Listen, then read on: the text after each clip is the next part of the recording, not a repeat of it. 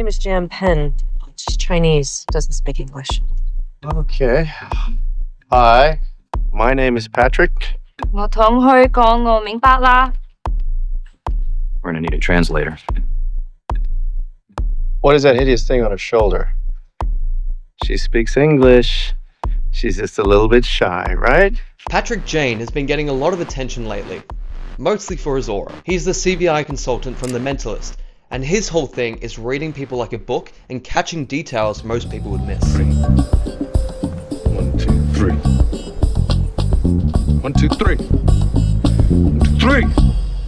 Here's the thing nobody in the comments says out loud. You can't connect the dots like he does. Every one of his reads relies on him storing an immense amount of information about a person that he met 11 minutes ago. Yet the show consistently advocates for the memory half of his talent. It constantly advocates through Jane's words that anybody can do what he does.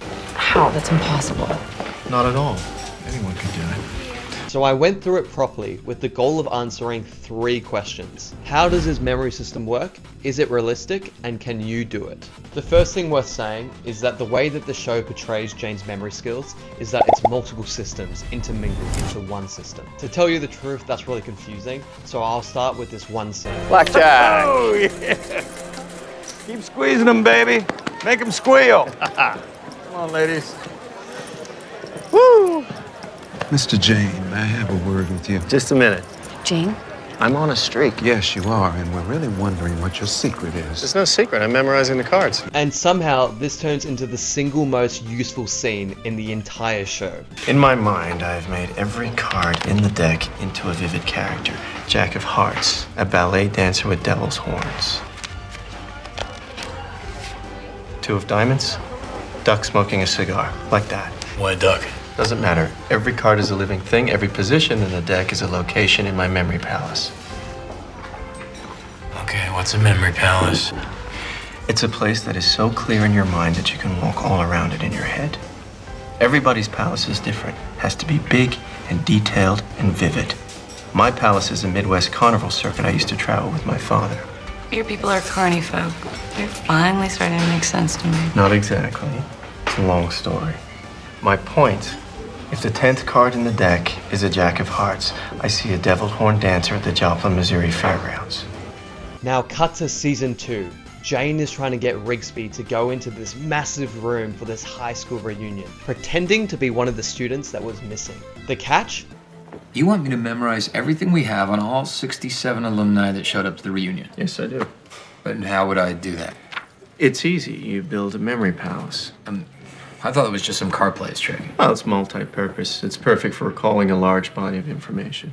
All you need is a physical location that you know well, and you break it down in your mind into smaller pieces and link each one to a package of the information, like this. I walk in the door and am greeted by reunion chair Willa Brock. Former class president, debate team captain, led the team to 3 county championships, now a talk show host in Chicago. I sit down at the table and catch up with Dana Greer, swimmer, now a realtor in Los Angeles, married to a gentleman by the name of Arthur, and so on and so forth. Okay.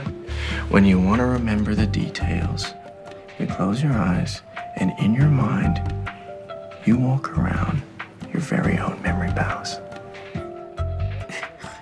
I can't learn all this stuff in just a couple hours. It comes very quickly once you get the hang of it, and they'll be wearing name tags. You see, Rigsby remembers Jane's little card trick that he did earlier, so he just assumed that that's all it applied to. But what the Mentalist reveals is the trick is actually multi-purpose. So suddenly, after 1 hour of trying out the memory palace, Rigsby becomes the most socially fluent person in the entire building.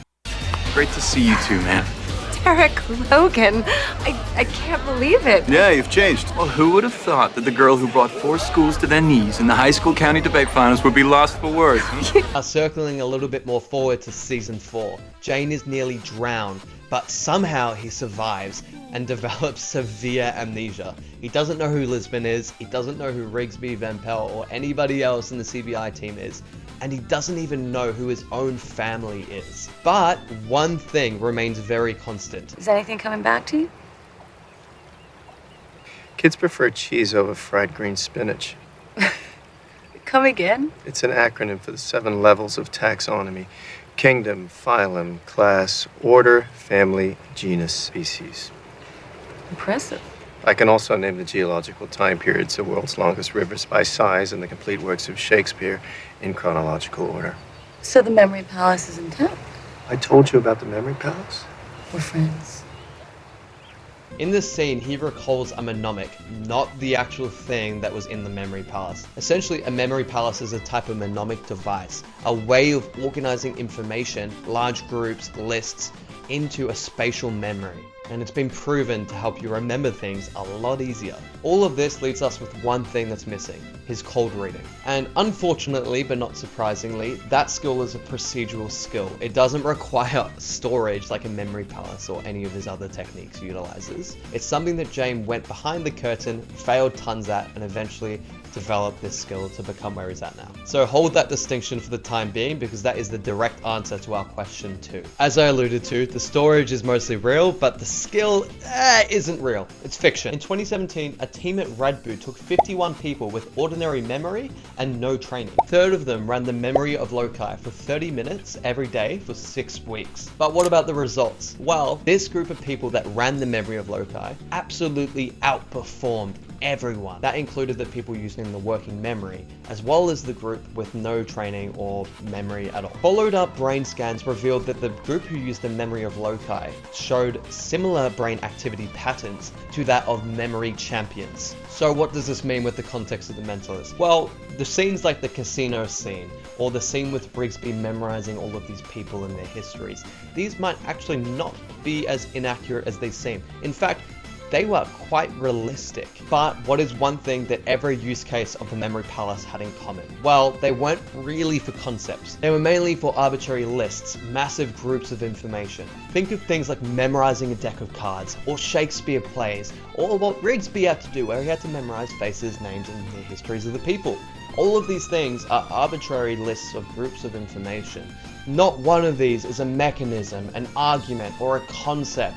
Anything that requires understanding. Every time the memory palace is brought up, it is a way to memorize a sequence. And the research suggests the exact same thing on the other side. Even if you go ambush a memory athlete, hand them a list of things, but don't tell them to memorize it, come back in 30 minutes, they're not going to remember the list. In fact, they're probably going to remember just as much as you did. Their everyday memory is just as unremarkable as any ordinary person. Now, the part that everyone wants, the cold reading. A meta-analysis by Bond and DiPaolo pulled tons of studies together, as well as did their own studies by getting groups of people that should be good at telling whether someone is lying or not.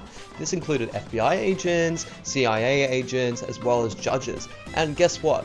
Well, it turns out there wasn't really any meaningful ability for these people to detect whether someone was lying or not. Do you know what the show suggests? It suggests that Jane is never wrong, that he's always right, that he can read people with the utmost certainty of whether they're telling the truth or telling a lie. So this begs the question, can we apply any of these techniques mentioned in The Mentalist? The answer is yes, but with caveats. And the caveats are the useful part. The palace is actually incredibly useful.